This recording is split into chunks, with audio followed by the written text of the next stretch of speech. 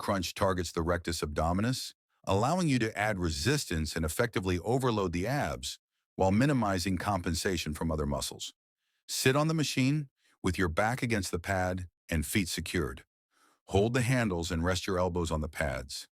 Engage your core and bring your rib cage toward your pelvis. Pause briefly at the bottom, then return to the starting position without arching your back. On the left, we see how rectus abdominis pulls the chest down and creates spinal flexion.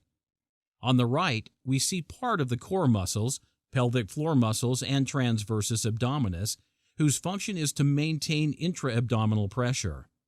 It is important to contract the pelvic floor muscles throughout the exercise and hold the abdomen in slightly.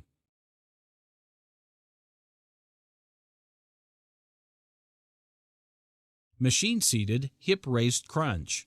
Variation on a machine that combines hip flexion with spinal flexion.